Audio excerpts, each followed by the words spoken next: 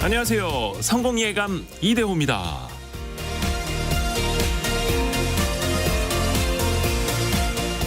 하루를 시작하는 것도 쉽지 않고 주어진 일을 해내는 것도 만만치 않습니다. 같은 일을 반복한다고 해서 이게 나에게 얼마나 도움이 되는 건지 스스로 의문스럽기까지 하고요. 같은 자리를 유지하는 것도 힘든데 나를 더 발전시키는 일은 더더욱 어려울 수밖에 없죠. 발전기를 돌리는데도 어마어마한 에너지가 필요한 것처럼요.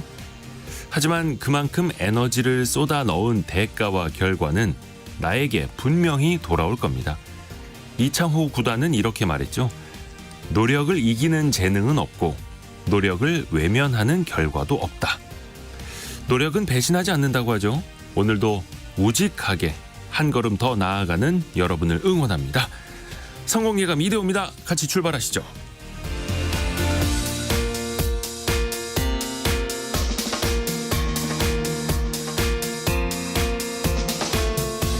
안녕하세요. 이대호입니다. 오늘은 화요일입니다. 2월 27일 화요일 오전이고요. KBS 기자들과 함께하는 원탁의 기자들 K가 찾아가는 날이죠. 지금 참 의료 공백 이 문제가 심각한데 그래서 정부에서 한쪽에서는 비대면 진료를 전격적으로 허용을 했죠. 의료 소비자와 의사 또 플랫폼 업체 또 약사까지 저마다 입장이 엇갈리고 있는데요. 과연 이 비대면 진료가 진정한 대안이 될 수 있을지 또 그 미래는 어떠할지 같이 한번 짚어보시죠. 그리고 어저께였습니다. 단 3채를 모집하는 한 아파트의 무순위 청약에 100만 명 넘는 신청자가 몰렸다고 합니다. 그야말로 당첨만 되면 로또다. 수억 원이 10수억 원이 떨어진다. 라고 하면서 광풍이 불었는데요. 부동산 시장 침체 속에서 일고 있는 이러한 속된 말로 줍줍 열풍도 같이 한번 짚어보시죠. 자, 그리고 여러분에게 드리는 경제상식 퀴즈 나갑니다. 지금 황재원님이 퀴즈 주세요. 기다리고 계셨군요. 오늘은 영문입니다. 영문. 알파벳 4자인데요. 그동안 나이를 속인 청소년에게 술을 팔면 자영업자가 영업 정지 처분을 받았죠. 그런데 신분증을 위조하거나 도용하거나 협박 등으로 인해서 청소년인지 그 여부를 확인하지 못했다면 처벌을 피할 수 있습니다. 이것만 잘 켜두면 되는데요. 길거리, 주택가, 엘리베이터, 상점, 공원 등 주로 안전을 위해서 사람들이 다니는 장소에 설치돼 있는 것, 높은 곳에서 우리를 비추고 있는 것을 뭐라고 할까요? 요즘에는 홈캠이라고 해서 현관이나 집 안에다가 이걸 설치해 두는 분들도 많이 계시죠. 또 반려견을 보기 위해서 설치하는 분들도 많이 있고요. 폐쇄회로 텔레비전이라고 하는데 요즘 폐쇄회로 텔레비전 이렇게 부르시는 분은 없죠. 그냥 알파벳 4자로들 부르시는데요. 여러분이 생각하시는 정답을 보내주시면 됩니다. 짧은 문자 50원 또 긴 문자 100원이 드는 샵 9730 문자 메시지로 보내주시면 되고요. KBS 콩으로 올려주셔도 좋습니다. 저희가 다양한 선물도 추첨을 통해서 보내드리고 있고요. 또 잊지 않으셨죠? 유튜브를 통해서도 KBS 1라디오 성공예감 함께 하실 수 있습니다. 성공예감 이대호입니다. 자주 검색하시면 성공이 가까워집니다.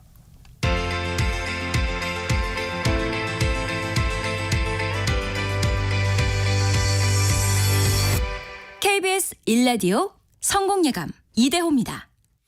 참 좋은 경제연구소 이인철 소장과 함께 경제뉴스 정리해봅니다. 안녕하세요. 네, 안녕하세요. 밤사이 미국 증시 한번 같이 되돌아볼까요? 그렇습니다. 뉴욕 증시가 이제 전강 후약으로 소폭 하락세로 마감을 했습니다. 네. 다우지수가 0.16% 빠졌고요. 나스닥은 이틀째 하락입니다. 0.13%. 대형지수제 S&P 500 지수도 0.38% 하락을 했습니다. 오늘은 이렇다 할 만한 이제 이슈가 있었던 건 아니고요. 이번 주 발표되는 연준이 가장 통화 정책의 반영도가 높은 물가 지표를 이제 관망하면서 하락세를 보였는데 다만 필라델피아 반도체 업종 지수는 1% 넘게 올랐습니다. 이 와중에. 네. 엔비디아가 사흘째 강세예요. 근데 오늘 반도체 주식 상승을 주도한 건 마이크론입니다. 네. 마이크론이 4% 넘게 급등을 했는데 AI 그래픽용 칩 생산 소식, 대량 생산 소식이 전해지고 있는데요. 그동안 엔비디아 그래픽 칩에 납품하는 거의 80~90%는 거의 SK 하이닉스였어요. 그랬죠. 그랬는데 이걸 마이크론과 함께 아마 삼성전자도 분명히 들어갈 거예요. 이제 대량 생산을 시작했다라는 소식이 호재였고요. 이게 사실은 지난주까지 이제 엔비디아가 미국뿐 아니라 전 세계 증시를 상승했다 해도 과언이 아니었는데 네. 그러다 보니 지난 주말에는 다우지수 S&P 500 지수가 역대 최고치를 나스닥도 장중에 16,000선 넘어서 사상 최고치 경신하고 약박으로 빠졌거든요. 네. 그래서 아마 이제는 이제 아마 오는 현지 시간 29일입니다. 29일 발표되는 미국의 1월 개인 소비 지출 PC 가격 지수 이걸 좀 확인하고 가야 할 것 같은데 최근에 발표되는 미국의 인플레이션 지표가 예상치를 좀 웃돌고 있거든요. 네. 그러다 보니까 점점 연준의 금리 인하 타이밍이 좀 더디게 진행될 것이다라는 우려가 커지고 있는 만큼 주식시장이 이제 이에 대해서 조금은 민감한 반응을 보일 것으로 보이고요. 오늘 코스피 조금 상승세로 출발해서 이상하다 싶었는데 지금 또 바로 또 하락세를 보이고 네. 있습니다. 코스피가 이제 어제도 빠졌습니다만 오늘도 한 7포인트 정도, 코스닥도 한 3포인트 정도. 그러나 수급은 나빠 보이지 않는데요. 개인과 외국인은 그나마 좀 사자세를 보이고 있는데 어제 그 큰 기대를 걸었다. 네. 정부가 발표할 기업의 밸류 프로그램. 한 달을 기다렸는데 뚜껑을 열어보니 좀 구체성이 좀 빠졌다. 네. 이게 알맹이가 없다라는 이제 평가 속에 유인책이 부족하다는 평가 속에 개인 기관의 매도 속이 이제 1% 가까이 떨어졌는데 오늘도 그 여진이 이어지고 있습니다. 기업 밸류어 프로그램 그러니까 코리아 디스카운트 현상을 해소하겠다라고 하면서 정부가 오랜 기간 준비를 했는데 뚜껑을 열어보니까 앞으로도 계속해서 기업 자율에 맡기겠다라고 하다 보니까 알아서 잘하세요. 지금까지는 알아서 잘 못해서 그러면 안 했던 거냐. 아니, 잘하면 표창장은 드리겠습니다. 상 준다고 하죠. 장관상 준다고. 해서 저희가 2부에서 연세대 이남우 교수, 한국기업 거버넌스 포럼 회장도 맡고 있는데요. 이남우 교수와 함께 기업 밸류어 프로그램이 과연 이게 어떤 평가를 받아야 하는지 다시 한번 좀 따져보겠습니다. 그리고 아까 말씀하신 것처럼 미국에서 마이크론이 HBM3E라고 하는 그 반도체를 양산한다라고 하면서 주가가 4% 이상 올랐고 하이닉스는 오늘 그 영향인지 2% 떨어지고 있습니다. 왜 그러냐면 그동안은 거의 독점적으로 SK 하이닉스가 다 대량 하다가 그 사이에 지금 어드밴스 마이크로 디바이스도 똑같은 그래픽 칩을 지금 만들려고 하고 있어요. 근데 워낙에 수율이 엔비디아가 출중하다 보니까 엔비디아가 거의 이 시장의 80%를 독점하고 있거든요. 그러다 보니 지금 엔비디아에 납품하기 위해서 마이크론뿐 아니라 삼성전자도 이미 들어가 있어요. 네. 테스트를 받고 있습니다. 그래서 아마 이게 통과가 되면 그동안 SK 하이닉스 단독으로 먹었던 시장을 이제 3등분 하게 되는 겁니다. 그쪽에서도 경쟁이 치열하고 네. 또 하나 반도체 파운드리라고 하는 반도체 위탁 제조 생산하는 분야에서 참 삼성전자가 TSMC와 격차를 못 좁히고 있었잖아요. 그렇습니다. 그런데 그 격차가 더 벌어질 것이라는 전망도 나왔어요. 반도체 시장은 사실은 이제 파운드리와 메모리로 나눠보면 비중이 7대3이에요. 네. 안타깝게도 우리가 잘 아는 메모리는 3 정도입니다. 삼성전자가 타도 TSMC를 외친 게 2019년이에요. 당시에 133조 원 투자해서 2030년이면 우리가 1등하겠다. 네. 를 외쳤는데 결론은 삼성전자 TSMC 격차가 좁혀지기는커녕 더 벌어지고 있는데 애석하게도 올해 양사의 격차가 더 벌어질 것이다라는 전망이 제기된 겁니다. 물론 이 시장 조사 업체는 대만계인 걸 감안해야 합니다. 트렌드 포스라는 업체이긴 한데요. 근데 비교적 평가가 신빙성이 없다라고 얘기하기 좀 어려운 수치예요. 네. 그러니까 올해 파운드리 시장 규모는 지난해보다 한 12% 이상 늘어서 올해 한 1,316억 달러, 175조 정도로 성장할 것을 보이는데 업체별로 봤더니 TSMC의 점유율이 지난해보다 3%포인트 더 올라서 62%에 달할 것이다. 반면에 2위인 삼성전자 점유율은 지난해 11%에서 올해는 10%로 떨어질 것이다라는 겁니다. 최근 3사의 이제 양사의 점유율은 꾸준히 좀 벌어지고 있거든요. 실제로 이제 3년 동안 두 회사의 점유율 격차가 기존의 36%포인트에서 지금 45.5%포인트로 거의 10%포인트 가까이 3년 동안 더 벌어졌습니다. 그게 올해 더 벌어진다는 얘기거든요. 그래서 문제는 뭐냐. TSMC가 지금 공격적으로 해외에다 공장을 짓고 있어요. 네. 일본 짓고 있고요. 미국 짓고 있고요. 독일까지 짓고 있어요. 그러다 보니 이 보고서에서 뭐라고 얘기하고 있느냐. 지금 TSMC가 일본에 짓고 있는 이 공장 한 개소가 지금 삼성전자 TSMC의 점유율 격차를 더 빠르게 키울 것이다. 라고 이제 얘기를 하고 있습니다. 딱히 정말 반론을 제기하기 어려운 좀 뼈아픈 지적입니다. 그러니까 전 세계 고객들이 또 TSMC를 찾아가고 있는 거고요. 삼성전자도 빨리 따라가야 되는데 또 뒤에서는 인텔마저도 파운드리 시장을 또 키우겠다. 또 미국 정부의 든든한 지원까지 받으면서 인텔도 또 치고 올라오고 있고요. 우리 입장에서는 이게 가만히 있을 수는 없잖아요. 뭔가 대책이 필요하지 않을까요? 맞습니다. TSMC한테 밀리고 뒤로는 중국 정부의 전폭적 지원에 오히려 중국 기업들은 로엔드 제품은 자급하고 있어요. 아하, 네. 옛날에 삼성에서 사왔는데 야 우리 TV에 들어가는 이제 가성비 좋은 쉬운 것도 우리가 직접 만들자. 네. 미국과 일본은 정부 차원에서 보조금 주고 있어요. 우리 나라에 와서 공장 세우면 보조금 줄게. 네.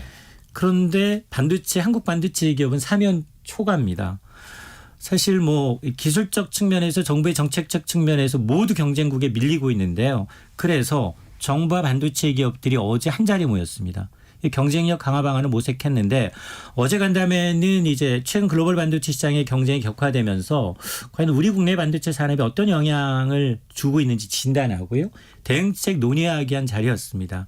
이 자리에는 뭐 산자부 장관을 비롯해서 삼성전자, SK 하이닉스 대표이사, 또 반도체 제조, 또 소부장, 소재 부품 장비 업체 대표 기업들이 참석을 했습니다. 회의 결과 우선 이제 안덕근 산자부 장관은 반도체 관련 이제 최고 경영자들과 한라인 개설하겠다. 그래서 반도체 현안 해결에 최선두에 서겠다라고 언급을 했고요. 또한 현재 조성 중인 반도체 산업단지들이 꽤 있습니다. 여기를 사업기간을 좀 단축해서 관련 인허가를 신속하게 추진하겠다. 그리고 반도체 기업의 투자를 촉진하기 위해서 인센티브를 대폭 이제 확대하겠다. 그러면서 이제 원팀을 강조를 하고 있는데요.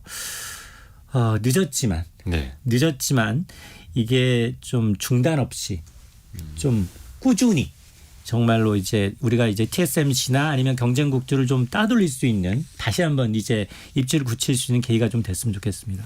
이게 사실 다른 나라도 다른 나라 정부나 다른 나라 기업이 또 가만히 있는 게 아니기 때문에 이게 우리만 열심히 한다고 해서 되는 것도 아니고요. 참 긴장감을 놓치면 안 될 것 같습니다. 또 하나. 요즘 거의 뭐 유튜브 없이 생활이 안 되시는 분들 많은데 이것도 돈이 꽤 듭니다. 그래서 이용료를 조금이라도 적게 내려고 일종의 꼼수를 이용하는 수단이 좀 있었는데 맞아요. 유튜브가 그것마저도 이제 차단을 한다고요? 맞습니다. 제가 이제 검색창에다가 예. 이제 유튜브 이제 프리미엄이라고 쳤더니 뭐라고 나오냐? 예. 디지털 이민, 디지털 망명이라는 게 같이 떠요. 이민, 망명이요? 이게 뭐냐면 네. 유튜브 프리미엄 구독료가 이제 국가별로 다르게 책정이 돼 있거든요. 그렇죠. 그러니까 이걸 피해 나가는 방법을 찾는 거예요. 그러니까 가상망, 밴을 이용해서 구독료가 저렴한 국가로 계정 생성해서 결제하는 겁니다. 근데 이게 불법은 아니야. 네. 근데 유튜브 회사 차원의 규정은 위배돼요. 아하. 자, 그러다 보니 실제로 그러면 얼마나 차이가 나나 국가별 유료 서비스를 좀 비교해 봤더니 한국의 월 구독료는 47%나 올랐습니다. 14,900원이에요. 네. 인도는 우리 돈으로 약 2,000원 정도.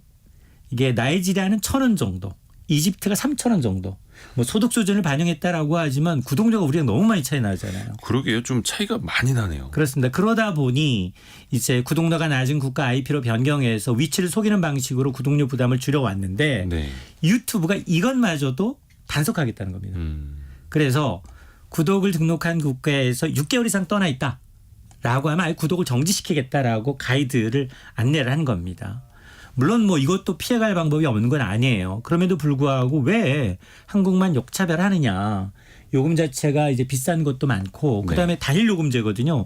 소비자들 뭐 체감할 수 있도록 뭐 결합이라든가 가족 요금제라든가 어떤 학생 요금제라든가 여러 가지 다양한 요금제가 있어야 되는데 그런 게 없다는 겁니다. 근데 문제는 뭐냐? 4월부터는 가격 부담을 느끼는 구독자들이 더 많아진다. 그동안은 47% 요금을 올리면서도 장기 구독 고객한테는 구독료 인상을 자제해 왔거든요. 네. 그게 4월부터 인상이 됩니다. 아. 여기다가 이제 통신사와의 제휴 상품도 올라가요, 가격이. 그러다 보니 이게 아마 이제 이 차단하려는 어쨌든 자기 수익을 위해서 유독 이런 이제 위배 행위를 좀 차단하려는 유튜브와 이걸 피하는 우리 이제 이 구독자들 간의 어떤 이 뭐랄까요?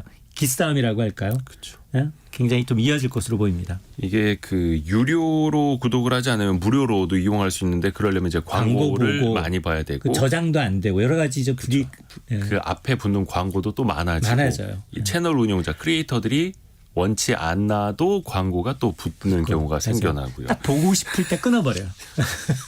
어렵습니다. 참 좋은 경제연구소 이인철 소장 함께했습니다. 고맙습니다. 네, 고맙습니다.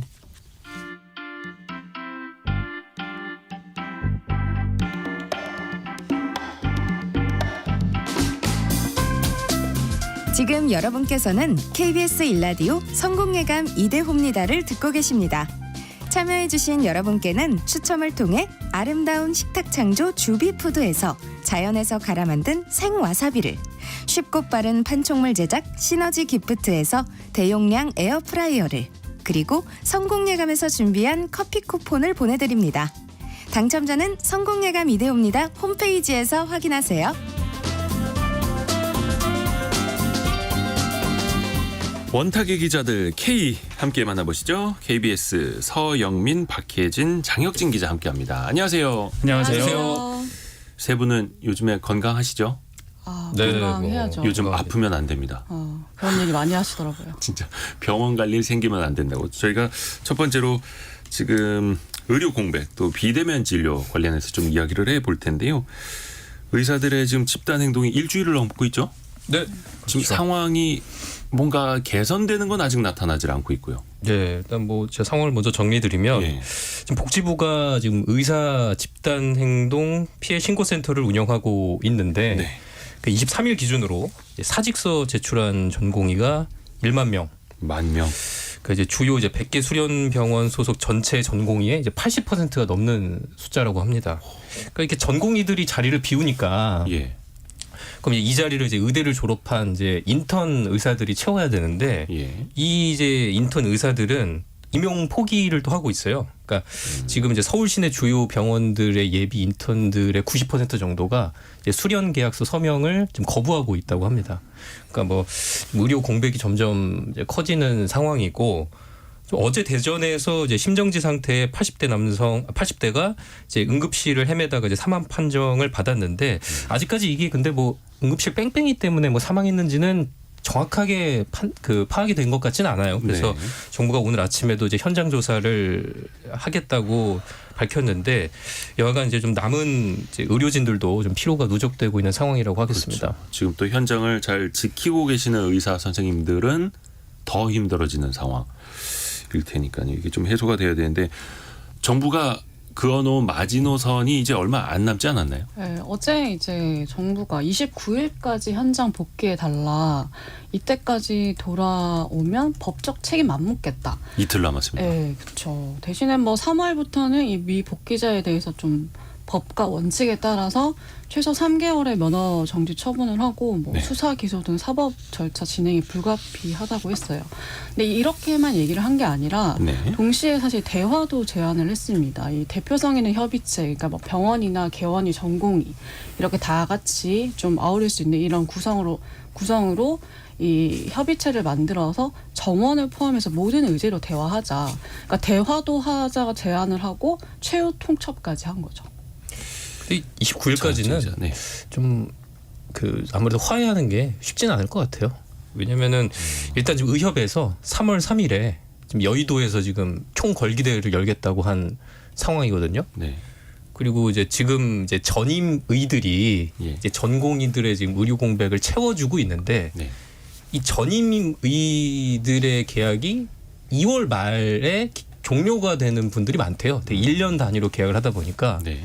그러니까 의사단체 입장에서는 이제 2월이 지나가면 어떤 뭐 이런 의료 공백의 어떤 좀 지렛대를 좀 더 쓸 수 있는 거죠. 그러니까 뭐 2월 말까지는 의사들도 이렇게 뭐 아주 뭐 더 좀 강대강으로 대체할 가능성이 더 높은 상황인 것 같습니다. 그러면 정부가 그어놓은 마지노선이 2월 말까지였으니 2월 29일. 올해는 이제 29일까지 있죠, 2월이. 근데 이틀밖에 안 남았는데 지금의 상황으로 봤을 때는 일단 그 마지노선을 넘고 다시 시작할 것 같다. 이게 좀 답답하네요. 그 정부에서도 이야기를 하는 게 의대 정원 늘리는 거 2,000명이 일각에서는 이게 협상용 카드 아니었느냐라고도 보는데 정부는 이게 최소한이다 또 이렇게 이야기를 하고 이게 뭐 협상의 여지가 좀 있을까요? 협상용 아니냐라고 하면 협상용 아니다라고 할 수밖에 없죠. 네. 근데 전 처음에 2,000명이라는 숫자가 나왔을 때 왜 나왔는지에 대해서 여러 언론에서 주목을 했는데 네. 뭐 몇 년까지 10,000명이 필요하다. 그 해까지 5년 뭐 몇 년이 남았으니 그 10,000명을 채우려면 2,000명이 매년 더 들어와야 된다라고 설명을 했어요. 근데 이게 가만 따져보면 이게 뭐 빈 구석이 많은 얘기긴 합니다. 지금부터 2,000명씩 해마다 계속해서 의사가 더 나오면 그 말이 맞지만 근데 사실 지금부터 의사를 내년부터 2,000명을 더 뽑으면 이 사람이 의사가 되고 전공의가 되고 진짜 의사가 되는 데까지는 10년 정도 이상이 걸리거든요. 그럼 그 10년 이후에 2,000명이 나오는데 지금부터 5, 6년 안에 2,000명씩 해서 10,000명 채울 수 있느냐. 그러니까 사실은 숫자로만 따지면 말이 안 되는 얘기입니다. 그러고 뭐 그러면 1년에 1,000명씩 뽑아서 한 10년씩 뽑으면은 10,000명이 되지 않느냐라고 말할 수도 있는데 근데 사실은 10,000명이 부족하다라고 했을 때 그 10,000명을 채우려면 해마다 1,000명씩 10년을 공급하고 그다음부터 공급 안 할 거 아니잖아요. 네네. 그다음부터도 쭉 공급이 됩니다. 그래서 왜 2,000명이 됐느냐 이건 사실 설명하기 쉽지 않습니다. 정책적으로 이때까지 10,000명을 늘리겠습니다라고 설명할 수는 있지만 그 뒤에 똑같은 기간만큼 지나면 또 10,000명이 더 늘어나는 거거든요. 그러면 공급이 많으니까 그땐 줄일 겁니까? 그렇지는 않거든요. 그래서 이 2,000명이라는 숫자 자체는 논란이 있는 건 분명하나 근데 전 국민적인 공감대가 있는 것도 분명합니다. 의사는 늘어야 한다. 그러니까 요 사이에서 2,000명이라는 숫자는 애매하지만 그렇기 때문에 이건 협상 가능한 영역이 아니냐라는 게 일반적인 시선이죠. 정부는 뭐 협상하려고 2,000명 한 거 아니냐면 당연히 아니다라고 하겠지만 당연히 협상 가능한 숫자라고 봅니다. 지금 4030 쓰신 분께서 아버지께서 오늘 전립선암 의심으로 조직검사를 받기 위해서 입원하십니다. 의료 대란 속에 받게 되셔 걱정이네요. 앞으로 암 치료도 받게 되시면 지금의 상황이 더 걱정입니다. 이렇게 지금 말씀하신 게 우리의 삶 속에 지금 들어와 있는 문제다 보니까 심각한데 일단 좀 대안을 찾아봐야 될 텐데 정부가 일단 급한 대로 비대면 진료를 전격적으로 허용을 했거든요. 이걸로 어떻게 좀 의료 공백을 좀 메울 수 있을까요? 어떻게 보세요? 비대면 진료. 원래 이 비대면 진료가 원래는 이제 의원급 의료기관에서 재진 환자 중심으로 이루어졌는데 네. 이 원래 제도 취지는 이제 뭐 의료 소외 지역 같은 데 있잖아요. 시골 네. 같은 데서 이제 병원 오기 힘드니까 네. 그럴 때 뭐 제한적으로 해라라고 해서 허용된 건데 이제 2월 23일부터 이제 전면 허용 조치가 이루어졌습니다. 근데 뭐 아무래도 이게 시스템이 있어야 되잖아요. 네. 근데 이제 병원 입장에서는 지금 그런 영상 시스템이라든지 그런 데를 안 갖춘 곳들이 많다 보니까 좀 기존에 이제 비대면 진료를 해온 의원급 중심으로 이루어지고 있고 또 빅5 병원, 큰 병원들 있잖아요. 뭐 서울대 병원이라든지 뭐 세브란스 병원이라든지 이런 데서는 아직까지 좀 비대면 진료를 확대할 계획이 없는 것으로 좀 알려져 있습니다. 그러니까 근데 사실 뭐 병원 입장에서도 이게 뭐 부담되긴 하지만 환자 입장에서도 내가 뭐 아무리 뭐 감기여도 직접 좀 의사 보고 내 상태에 맞춰서 약 처방 받고 싶은 거는 사실이거든요. 아무리 뭐 비대면 청진기로 짚어봐야 되고. 그러니까요. 그러니까 네. 한순간에 좀 효과 보기엔 좀 어려운 서영민 기자. 사실은 그 비대면 의료라고 하는 것이 정확하게 지금 이 상황에서 정부가 그 파업을 이른바 파업 거의 사실상의 파업을 하고 있는 의사들을 향해서 아주 아프게 만들 수 있는 수단은 아닙니다. 오히려 약간 묘한 면이 있습니다. 왜냐하면 지금 파업하는 분들은 아까 방금 장 기자가 말도 했지만 이 사람들은 비대면 진료에 주로 투입되는 사람들이 아니에요. 오프라인 진료를 하는 분들입니다. 전공의들은.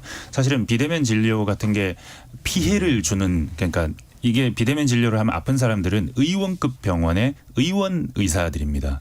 이 사람들은 동네 방방 곳곳에 모세혈관처럼 나가 있는 이 의사들이 아픈 건데 지금 이 사람들이 파업하고 있는 게 아니거든요. 네. 그러니까 이게 지금 누구에게 피해를 주거나 아니면 이렇게 해서 레버리지를 이용해서 이 상황을 해결할 수 있는 수단이 되지는 않습니다. 그러니까 이건 동네 의원들이 아픈 거니까 갑자기 파업 안 하고 있던 동네 의원들이 나서죠. 이거 하지 마라. 그러는 동시에 다른 한편으로는 비대면 의료라는 것이 의사보다는 약사에게 아픕니다. 약사에게요. 네, 그러니까 비대면 의료 일환으로 그 우리 코로나 때 경험했지만 약을 배달해 줬었거든요. 네. 한시적으로. 근데 그거 해보면 편합니다. 병원 안 가도 되니까요. 쿠팡 쓰는 거랑 똑같은 겁니다. 슈퍼 안 가도 장본게 집으로 오는 겁니다. 그러니까 동네 약국을 활용할 가능성이 더 낮아지는 거죠. 그러니까 갑자기 의사들이 파업을 하는데 동네 약사들이 들고 일어나는 겁니다. 이거 왜 비대면 의료 이런 거 뭐 약사 배달 뭐 이렇게 하게 만들어서 우리 힘들게 하냐라고 할 수 있는 거죠. 그러니까 약간 외과적으로 보면 아주 정부가 지금 내놓은 이 비대면이라는 카드가 지금 그 집단 행동을 하는 사람들을 아프게 할 수 있는 카드는 아닙니다. 외과적이지 않죠. 근데 진짜 한마디로 네, 예. 그 의료 공백이 생기는 게 지금 상황에서 진료가 아니라 수술이거든요. 그러니까 뭐 아까 장 기자가 얘기했던 뭐 의사 집단행동 피해 신고센터 접수 사례 이런 것만 봐도 수술 지연이 75%인데 정부도 이 점을 모르지 않아요. 그러니까 이 비대면 진료 전면 허용이 이 중증이나 응급 환자 대상이라는 게 아니고 경증 환자가 몰리는 1, 2차 병원이라고 알고 있고 다만 이제 정부에서 얘기하는 거는 이 상급 병원에 몰리는 환자를 분산하는 효과가 있다. 네. 뭐 이 정도로 얘기를 하고 있어요. 어떻게 보면 이제 규제를 완화할 수 있는 하나의 뭐랄까 계기로 정부가 또 삼을 수도 있는 네. 걸 테고요. 이게 우리나라에도 그렇고 사실 비대면 진료를 할 수 있는 그 플랫폼 기업들이 많이들 창업을 해서 또 성장을 하고 있거든요. 기술적으로도 진화를 하고 있고 그 측면에서는 어떨까요? 아마존도 이거 하고 있습니다. 미국에서 그 약 배달을 해주는 것들. 그러니까 이거는 거의 모든 온라인상에서 플랫폼 하는 사람들은 이게 어쩌면 로망이자 희망이자 저기가 블루오션입니다. 네. 비대면으로 의약품을 소비자에게 전달할 수 있는 전달 체계를 만드는 것. 그 말은 동시에 오프라인에서 자기 몸으로 일해야 되는 자영업자 의사들의 경우 의료인들의 경우에는 반드시 막아야 할 얘기입니다. 왜냐하면 비대면이라는 것은 온라인이라는 얘기고 온라인이라는 것은 규모가 크면 클수록 유통체계 인프라에 투자를 많이 했으면 많이 했을수록 무조건 유리합니다. 쿠팡이 유리한 겁니다. 뭐 이마트가 유리한 겁니다. 미국으로 따지면 아마존이 유리한 겁니다. 이런 경우에는 아주 개별 단위의 의사들은 이 비대면 시장이 오는 게 너무 두려울 수밖에 없거든요. 자기의 자율성도 없어지고 소득도 없어질 수 있고 예속될 수도 있고 그렇기 때문에 이 상황이 이런 의사들은 불편하지만 소비자 입장에서는 아주 간단한 처방 혹은 아주 간단한 치료 같은 거 있어서는 굉장히 편리해질 겁니다. 다만 이게 계속 저희가 얘기하지만 중증 의료를 해결하는 수단은 전혀 아니다. 그렇죠. 그러니까 좀 포인트가 다른 곳에 맞춰져 있는 거네요. 근데 이제 비대면 진료는 이제 법적 책임 논란에도 네. 지금 뭐 발생할 수가 있어요. 왜냐하면 이제 법 체계 자체가 이제 완벽하게 그 정비되어 있는 상황이 아니기 때문에 뭐 물론 지금 뭐 비대면 진료는 이제 가벼운 질환 위주로 하고 있지만 네. 뭐 이제 비대면 진료 이제 활성화를 바라는 사람들 입장에서는 이제 어떤 법적인 체계가 완비되길 바라는데 그 이유가 뭐냐면 현행 의료법은 이제 비대면 진료 과정에서 이제 의료 사고가 나면 대면 진료랑 똑같은 책임을 이제 지우고 있거든요. 네. 그럼 의사 입장에서는 이제 환자 뭐 질환을 판단할 수 있는 정보가 좀 부족한 상황에서 책임이 똑같이 지어지니까 조금 부담을 느낄 수가 있는 거죠. 그렇다면 이제 뭐 비대면 진료 관련 장비나 뭐 영상 장비 이런 게 완벽해야 되는데 기계는 항상 이제 오류 가능성이 있잖아요. 또 더군다나 또 의사가 잘못 그 장비를 미숙하게 사용할 수도 있단 말이죠. 네. 그럼 이때마다 그러면 책임 주체는 누구한테 할 것이냐? 이것도 좀 굉장히 복잡해질 수가 있습니다. 또 의료 또 비대면이니까 이거는 디지털을 통해서 의료 정보가 왔다 갔다 하는 거잖아요. 네. 그럼 이제 개인 정보 유출 가능성도 있는 것이고 이게 굉장히 많은 이제 법적인 문제를 발생시키게 됩니다. 그래서 결과적으로 이런 법 공백 상태를 어떻게 메우느냐가 중요한 건데 오늘 아침에 이제 중대본 회의에서 또 이제 복지부 장관이 이런 얘기를 했어요. 이제 네. 의료사고 처리 특례법 제정을 추진하겠다. 그러니까 이게 뭐냐면 네. 좀 의료사고를 낸 필수 의료 분야에서 의료인의 좀 형사처벌을 면제, 감면할 수 있는 방안을 한번 생각해 보겠다는 거예요. 이게 뭐 이제 어떤 결과를 낼지는 모르겠는데 뭐 좀 이런 얘기까지 나온 상황입니다. 이게 그러면 의사단체에 뭔가 당근을 주는 방안일까요? 그러니까 뭐 비대면 진료로 어느 정도 좀 환자 분산을 좀 더 해보겠다는 거죠. 이게 기술이 발전하고 규제가 따라가고 이거는 뭐 우리가 자율주행에서도 볼 수 있는 건데 비대면 진료에서도 이 기술과 규제가 이제 어떻게 동시에 나아갈 수 있을지 또 그 사이에 또 수많은 이해관계자가 있으니까 이걸 달성하는데도 또 쉽지가 않은 거고 근데 앞에서도 서영민 기자가 이야기를 한 것처럼 지금 의사들의 집단 행동, 의료 공백하고 이 비대면 진료는 어떤 필요한 분야가 또 다르기도 하고요. 아 이게 뭐 어떻게 돌파구가 없을까요? 돌파구가 이게 참 쉽지가 않습니다. 그래서 지금 이야기 나오는 것 중에 하나가 PA 간호사를 조금 더 활용하는 방안 이야기 나오는데요. 저도 이번에 처음 알았거든요. PA 간호사라는 게. 저도 처음 알았어요. 예, 국내 아시는 분들이 거의 없을 거예요. 국내 한 10,000명 정도가 활동한다고 하는데 그냥 우리가 병실에 와서 뭐 주사 놔주고 이런 간호사분들이 아니고 아예 수술실 들어가시고. 그렇죠. 이제 그 임상 전담 간호사 혹은 예. 이제 수술실 간호사라고 이제 불리는 분들인데 네. 이제 의사의 진료 보조를 수행하는 간호사고요. 이미 그 흉부외과나 산부인과에서는 이런 비인기과에서는 의사가 부족하잖아요. 네. 그래서 뭐 또 봉합 업무라든지 의사에 준하는 업무를 지금까지도 계속 해왔다고 합니다. 근데 현행 의료법에서는 업무에 대한 근거가 없는 직종이기는 해요. 그래서 지금 현재까지 좀 위법과 탈법 사이에서 암암리에 이제 있어 왔던 직종인데 이번 기회에 한번 뭐 양성화해서 좀 그 이제 PA 간호사 분들이 법적으로 보호받을 수 있게 해야 한다. 뭐 이런 의견도 나오는 상황인 거죠. 수술 간호사라고도 부르고 그러니까 이 수술실에 들어가서 의사의 수술을 조금 더 가까이에서 어시스턴트하는 그런 간호사인데 그래서인가 뭐 정부에서도 계속 뭐 피부 쪽이라든지 이 간단한 진료 행위는 또 간호사가 대체할 수 있는 방안도 검토하겠다라고 하지 않습니까?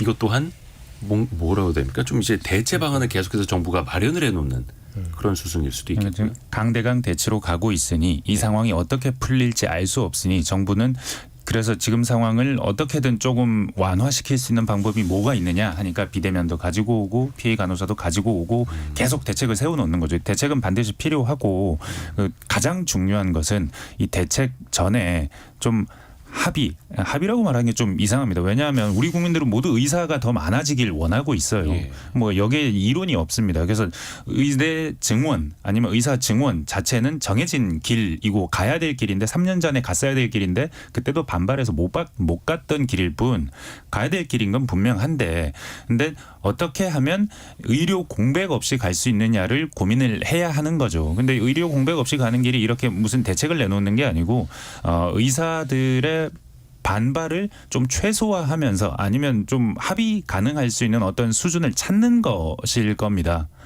그런 측면에서 보자면 2,000명이 많다. 적다. 뭐 모두가 뭐 거기에 대해 생각이 있을 수 있지만 중요한 건 이게 어떻게 해서 충돌을 최소화하면서 갈 수 있느냐를 좀 더 고민하는 것이거든요. 대화가 필요한 상황이고 뭐 그 차원에서 좀 돌파구가 열리는 게 제일 최우선이다라는 생각이 듭니다. 7640님이 이대호님 방법이 있습니다. 우리 다 같이 건강합시다라고 보내주셨는데요. 네. 다들 그랬으면 좋겠습니다만은 저도 사실은 그 저희 애들 병원에 데리고 가보면 소아과 병원은 보면 동네마다 소아과 병원이 하나 있지만 잘한다는 병원은 매일 아침마다 전쟁입니다. 전쟁이 아닌 날이 없습니다. 무조건 1시간 정도는 줄 서야 돼요. 아침에 8시에 가서 번호표 받아오는 데도 있고 아니면 온라인에서 줄 서는 데도 있고 하여튼 엄청나게 줄을 서고 1시간, 2시간 기다려서 가야 되는데 엄마 아빠들은 다 회사에 가거든요. 회사에 가야 되는 사람들이 아침마다 그런 애가 아플 때마다 전쟁을 하는 게 너무 힘듭니다. 의사가 많아지면 좋겠어요. 그러니까 소아청소년과가 의사들 입장에서 개원의 입장에서는 장사가 안 된다. 그리고 네. 항상 이제 적자 보기 십상이다라고 이야기를 하는데 그래도 문을 여는 소아과로는 또 몰리는 거고요, 사람이. 지금 서영민 기자가 좀 고민이 많으실 겁니다. 지금 셋째 네. 출산을 또 그렇죠. 앞두고 앞두고 있기 있기 때문에. 때문에 저 이번에 사실은 제가 저희 집에서 셋째 아이가 나오게 될 예정인데 곧 애국자입니다. 네. 그렇죠. 셋 다 아들이니까 정말 애국자죠. 진짜 애국자죠. 국방의 의무까지.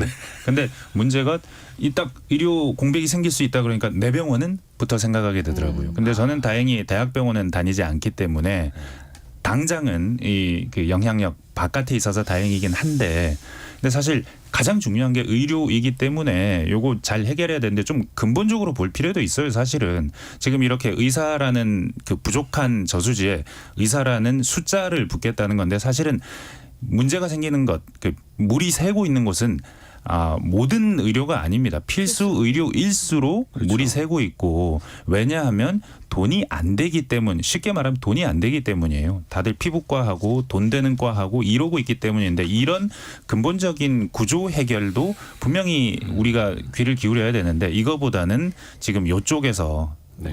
다툼만 일어나니까 이게 좀 답답한 거죠.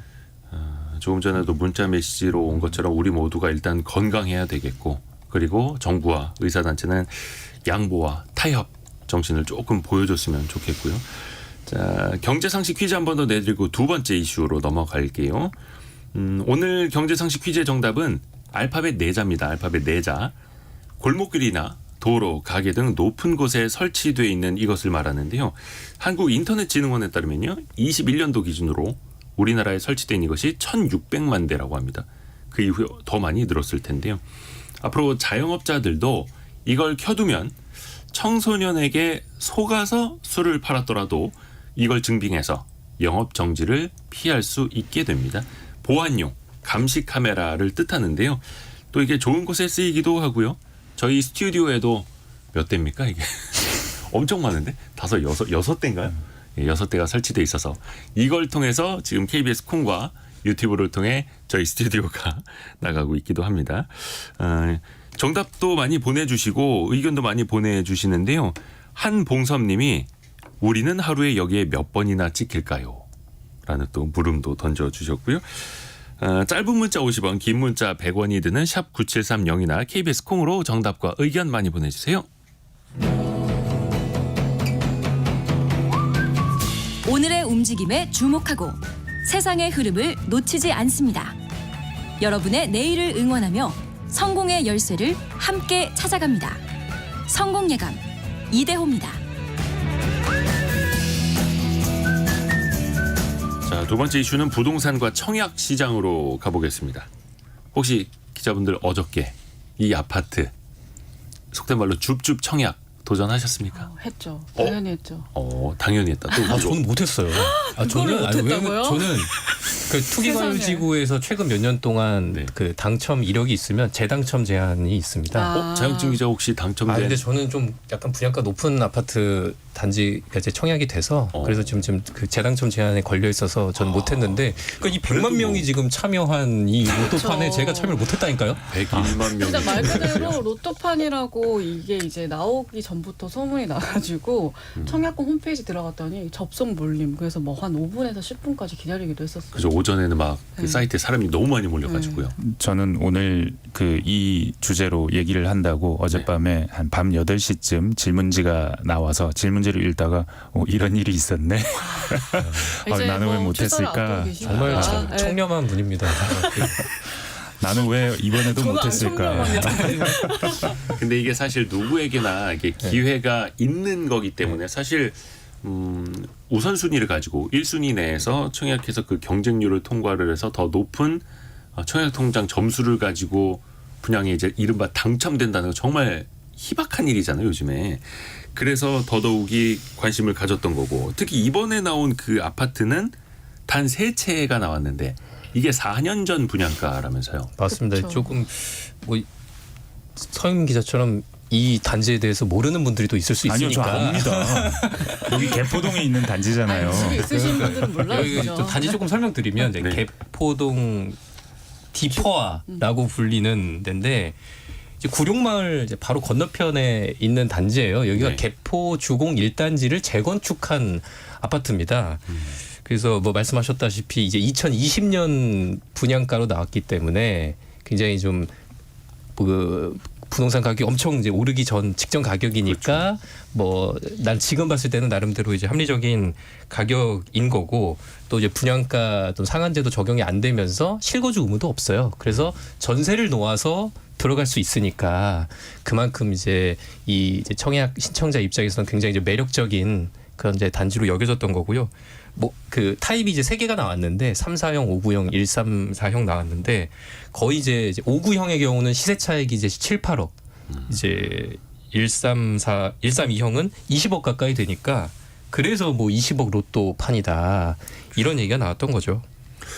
이게 4년 전 분양가 그러니까 유동성이 풀리면서 집값이 폭등하기 그 직전 수준 가격이다 보니까 당장 시세 차익이 가능하다. 막 이렇게들 홍보가 많이 되었던데요. 근데 이게 운 좋게 당첨이 돼도 좀 일이 꼬일 수도 있다면서요. 저도 사실 이거를 이제 청약 신청을 하기 전에 그럼 대체 자금 계획을 어떻게 세워야 되냐. 그렇죠. 이제 미리 이제 혼자서 부푼 꿈을 안고 보다 보니 이게 약간 그 느낌 아닐까? 이번 주에 로또 맞으면 다음 주에 뭐 뭐 하지? 할지 네, 약간 그런 그런 거를 느낌으로. 이제 생각해보는 그런 느낌으로 해봤는데 네. 이제 계약할 때 10% 내야 되고 6월 초에 잔금을 90% 내야 되는데 여기가 이제 문제가 지금 아파트 단지 내 빗물이나 뭐 아파트 오수 흘려보내는 하수암거 공사가 완료가 안 돼서 구청에서 준공 승인이 안 났어요. 그래서 아파트 건물 등기가 불가능해지다 보니까 주택담보대출이 안 됩니다. 그 계약금을 3월 8일까지 내야 됩니다. 일주일 때 계약금 10%니까 10%. 5구형이 한 분양가가 13억 정도 발코니 확장비까지 포함하면 그 정도 되거든요. 그럼 10%니까 일주일 만에 1억 3천을 낼 수 있는 그 자금 여력이 있어야 돼요. 132형은 이제 분양가 22억 확장비 포함하면 그러니까 2억 2천을 일주일 만에 융통을 해올 수 있는 상황이 돼야 하는 거죠. 근데 다만 이제 전세를 줄 수는 있으니까 6월까지 뭐 전세를 줘서 그거를 충당하면 되는데 지금 뭐 올해 1월에 입주한 아파트예요 이게. 네. 그래서 아시겠지만 이제 입주 물량이 많기 때문에 전세 가격 자체는 그렇게 높게 형성돼 있지가 않아서 조금 이제 보수적으로 계산을 해야 하는 단지긴 전세 하죠. 매물이 또 너무 많아요. 뭐 여기 보니까 엄청 대단지여서. 한 맞아요. 2,500개, 6,700세대입니다. 2,500개, 뭐 월세 2,000개, 뭐 중복이긴 하겠지만 꽤 많이 나와 있는 상태. 지금 근데 솔직히 저희가 지금 이야기하고 있는 게 자금 융통 상황 잘 고려하셔야 된다라는 건 전국에 단 3명을 위한 걱정입니다.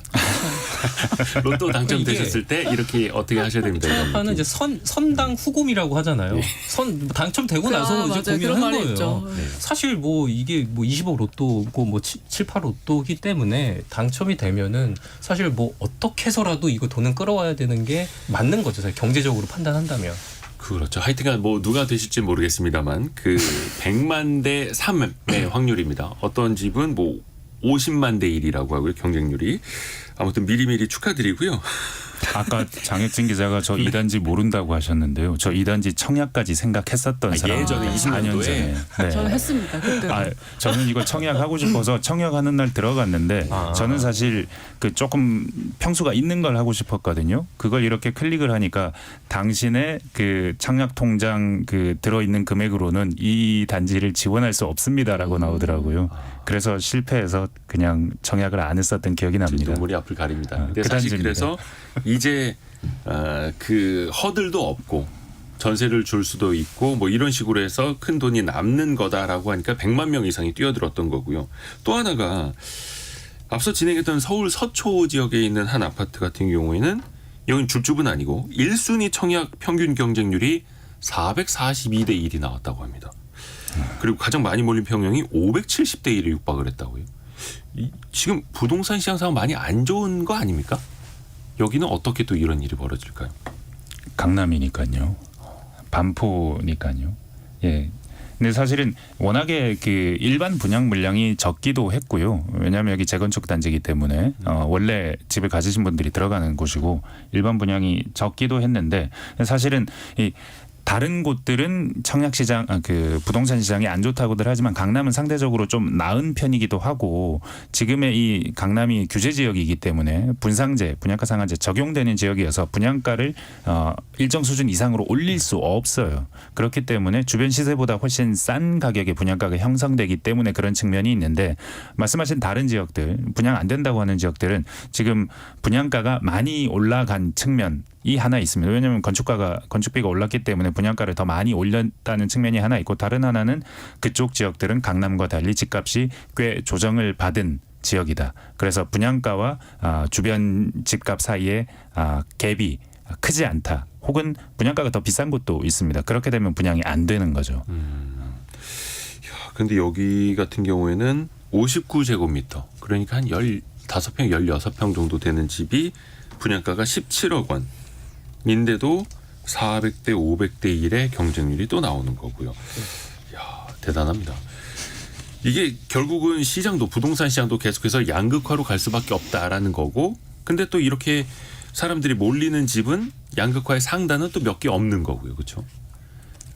그렇죠. 그 아까 말씀하셨던 것처럼 여기가 반포였기 때문에 이렇게 경쟁률이 높았던 거고 네. 사실 지역별로 차이가 진짜 많이 두드러지고 있어요. 올 들어서 서울 평균 청약 경쟁률이 197.3대 1이었다고 하는데 반면에 경기도만 나가도 청약 경쟁률이 1.6대 1로 떨어집니다. 이 비수도권 더 심각해서 미달도 속출하고 있고 지난달만 봐도 전국 아파트 청약 경쟁률이 9대 1인데 여기도 몇몇에 보면 말씀드렸던 것처럼 1대 1이 전혀 못 미치는 지역이 수두룩했습니다. 그러니까 뭐 지금 뭐 지역별로 이제 편차가 크기는 한데 요즘 이제 청약 시장 보면 하나 뭐 트렌드는 아니고 일종의 그 경향이 후분양이 많다는 특징이 있어요. 그러니까 이게 뭐냐면 사실 사업성이 떨어지기 때문에 이제 후분양을 하는 거라고도 볼 수가 있어요. 그래서 사실 이제 그런 가격이 나오는 거는 또 이유가 있다고도 볼 수 있는 거고요. 그러니까 이제 후분양을 하게 되면 그 허그의 이제 분양 보증을 안 받아도 되거든요. 그러니까 그 고분양가 규제에서 피해 가게 되거든요. 그러다 보니까 상대적으로 이제 고분양가에 팔 수 있고 건설사 입장에서는 근데 소비자 입장에서 장점은 있습니다. 다 지은 물건을 보고 이제 할 수 있다는 장점은 있으니까 하지만 이제 나중에 어쨌든 하는 거니까 건설사 입장에서 자기네들이 치른 금융 비용을 모두 이제 소비자에게 전가하는 그런 이제 측면이 있고 그래서 분양가가 높은 거거든요. 그러니까 이제 소비자 입장에서는 아니 뭐 입지가 그렇게 좋지도 않은 것 같은데 비싸기까지 하니까 청약에 들어갈 이유가 없는 거죠. 이게 후분양을 하더라도 이것도 건설사 입장에서 유동성이 좀 있고 재무가 건전한 건설사나 할 수 있는 일 아닙니까? 그러니까 건설사 입장에서도 버티다 후분양을 하는 거라고 생각을 하시면 돼요. 지금 선분양 해봐야 팔리지도 않고. 근데 금리가 지금처럼 올라갈 줄 알았으면 후분양을 선택 안 했을 건설사들도 꽤 있을 겁니다. 네. 근데 지금 어쩔 수 없는 선택인 거고. 뭐 왜 다른 지역은 다 이렇게 안 좋은데 강남은 이렇게 뜨겁다고 하느냐. 제가 보기에는 좀 다른 것 같아요. 사실은 우리가 이전에 부동산 가격이 떨어지던 시기를 경험하지 않았습니까? 재작년 하반기 정도 경험했는데 그때는 정말 다들 떨어진다고 했고 뭔가 이상한 분위기, 걱정된다는 분위기가 많았는데 근데 이번에는 꼭 그렇지는 않은 것 같아요. 분명히 매매 가격 지수나 뭐 여러 가지 지수를 보면 뭔가 하향 추세가 관측되는 건 분명한데 이게 미약합니다. 아주 막 강하게 떨어진다는 느낌은 없고 그러다 보니까 지역별로 좀 온도차가 좀 극명하게 나오는 것 같은데 시간이 조금 지나고 부동산 가격이 어떻게 될지가 좀 방향성이 좀 가늠이 되면 전국이 좀 비슷한 흐름으로 가지 않을까 하는 생각이 듭니다. 지금 전국적으로는 부동산 시장이 굉장히 냉랭한 거고 사실 서울 지역도 마찬가지인데 일부 뭐 서울의 강남 일부 지역에만 이렇게 또 관심이 모이는 거고요. 여기에 이제 사람들이 또 유동성이라든지 자금 융통이 또 가능해야 집값도 어느 정도 지탱이 되고 또 집을 살 수 있는 수요도 생길 텐데 어제부터 도입이 됐죠. 스트레스 DSR이라고 해서 당장의 금리가 아니라 향후 더 오를 수 있는 금리까지 반영을 해서 대출을 해주는 것. 이거는 부동산 시장에 어떤 시사점이 있을까요? 대출을 적게 받게 만들 겁니다. 받을 수밖에 없게 만들 겁니다. DSR이라는 제도 자체가 너무 빚을 많이 내지 못하게 만들려고 만들어 놓은 제도입니다. 네 소득과 네가 가진 뭐 기타 다른 종류의 너의 그 금융적인 그 수준을 고려해서 네가 빚 낼 수 있는 한도를 정해줄게라는 건데 스트레스라는 말이 붙었다는 것에서 느껴지는 것은 좀 더 까다롭게 볼 게입니다. 무슨 측면에서 까다롭게 보냐면 앞으로 금리가 더 올라도 네가 위험하지 않은지 우리가 좀 더 꼼꼼히 따져서 우리가 빌려줄게 이런 겁니다. 이를테면 지금 뭐 한 5% 금리라고 하면 지금은 한 0.375%포인트 정도 더한 금리를 가상의 금리죠. 조금 더 높은 금리를 기준으로 DSR을 계산해 보는 겁니다. 근데 이게 0.7%포인트 아니면 뭐 좀 더 높여서 이 수치를 계산할 수 있겠죠. 이 숫자가 더 높다고 하면 할수록 빌릴 수 있는 돈의 양은 줄어들 겁니다. 왜냐하면 이자 상환 부담과 소득이 비교하게 되니까요. 그러니까 좀 더 까다로워진다. 당신이 돈 빌리는데 최대 연봉만큼 덜 빌릴 수밖에 없게 되는 상황이 올 수도 있다. 그러면 부동산 시장에는 좋은 소식은 절대 아니다. 그리고 더 말씀드리면 이제 고정금리로 빌리면 네네. 스트레스 DSR 적용이 안 됩니다. 그러니까 이게 뭐냐면, 그러니까 뭐 고정금리로 빌리면 그러니까 더 많은 돈을 빌릴 수 있는 거죠.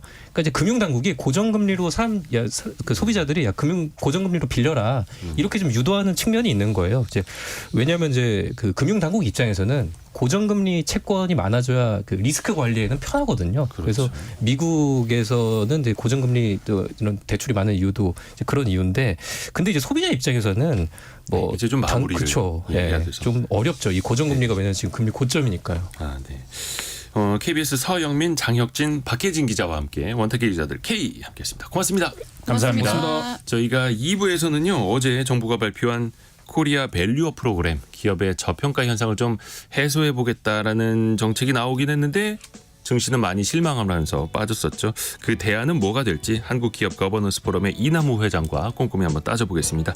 잠시 뉴스 들으시고요. 10시 5분에 돌아오겠습니다.